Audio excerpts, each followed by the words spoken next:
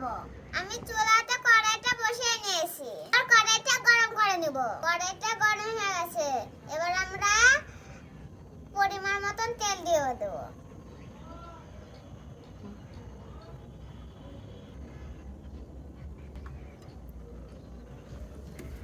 এবার এতে দিয়ে দেব অনেকগুলো পেঁয়াজ কুচি।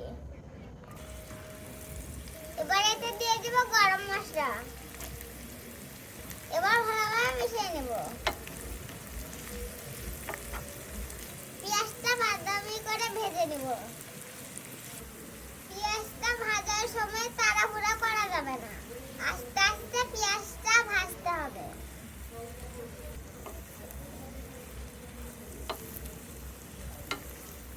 বন্ধুরা দেখেন পেঁয়াজটা অনেক নরম হয়ে এসেছে। এবার আমরা আরো কিছুক্ষণ ভেজে নেব। দেখুন বন্ধুরা পেঁয়াজটার রং বদলে গেছে। এতে দিয়ে দিব আদা, রসুন ও জিরা বাটা।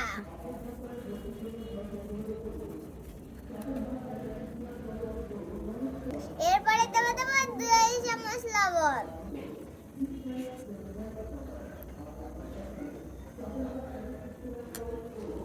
এবার দিয়ে দেব পরিমাণ মতন হলুদ গুঁড়া। এবার দিয়ে দেব পরিমাণ মতন ধনিয়া গুঁড়া। এবার এই যে পরিমাণ মতন দিয়ে দেব মরিচ গুঁড়া। এটা আবার ভালোভাবে মিশিয়ে নেব।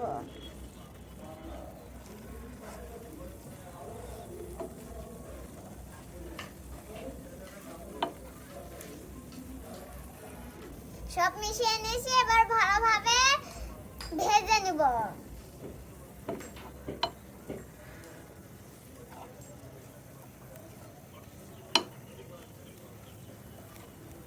সামান্য পানি দিয়ে মশলাটা কষিয়ে নেব।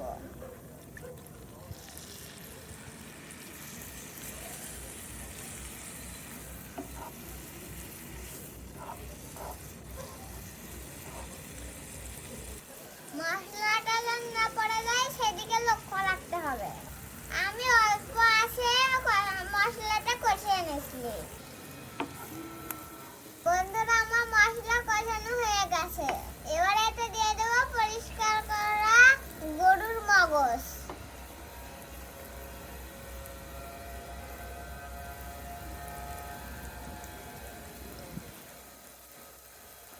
এবার এটা ভালোভাবে মশলার সাথে মিশিয়ে নেব।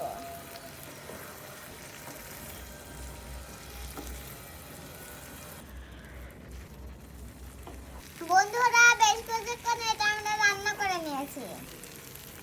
আমরা এবার কিছুটা পরিমাণ পানি দিয়ে দিব।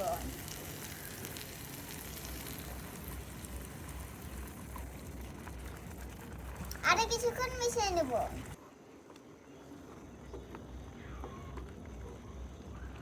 এবার এটা আমরা সুন্দর করে মিশিয়ে নিয়েছি। এবার আমরা এটা ঢেকে দেব। ঢেকে কিছুক্ষণ আমরা রান্না করে নেব। দেখুন বন্ধুরা পানিটা অনেকটা শুকিয়ে গেছে। এবার এটা আমরা আর কিছুক্ষণ ভেজে নেব। অনেক সুন্দর গন্ধ বের হয়েছে বন্ধুরা, এবং দেখুন কি সুন্দর কালার এসেছে। এটা অনেক মজা হবে।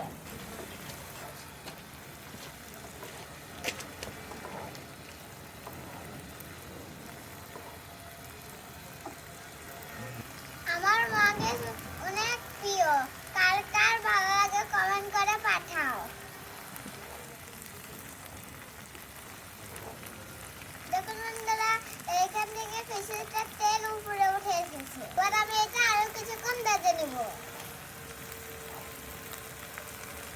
বন্ধুরা আমার রান্নাটা শেষ। এবার আমি নামিয়ে পরিবেশন করে নেব। দেখলেন তো কত সহজে গরুর মগজটা রান্না করা যায়। এবার তাহলে এটা আমি নামিয়ে নিচ্ছি। বন্ধুরা আমার রান্নাটা তৈরি, দেখুন আমি সুন্দর করে সাজিয়ে নিয়েছি। এবার আমি খেয়ে দেখো কেমন হয়েছে।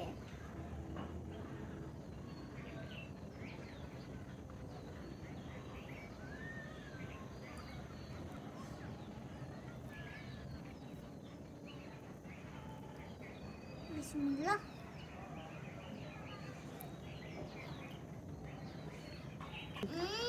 দারুন।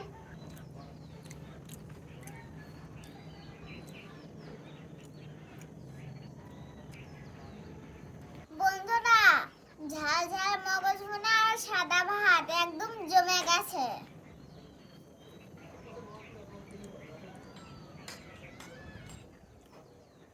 তোমরা বাসায় বাসায় তোমরা বানিয়ে খেতে পারো। আমার রেসিপিটা ফলো করে তোমরাও বানাবে।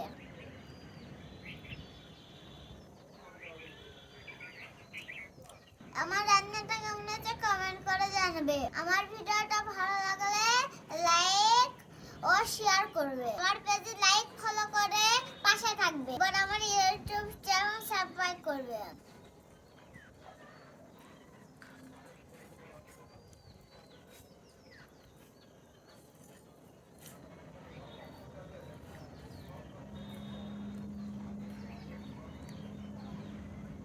বন্ধুরা, আজকে তাহলে বিদায় নিচ্ছি। আল্লাহ হাফেজ।